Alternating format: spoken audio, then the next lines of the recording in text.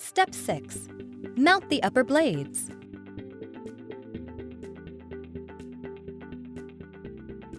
First, insert the metal rod on the back of the columns. Slide the metal plate into the center column and insert one plug to hold it in place.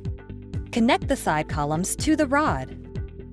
Next, make sure the light protective caps are on the end of the upper blades without the hole.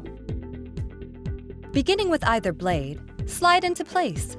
Insert the upper blade midway into the column, then into the light bar before pushing both ends fully into place, reaching the screw. You may need to gently slide the protective cap down the blade until it reaches the light bar. Insert the remaining 2 plugs into the back of the columns to secure.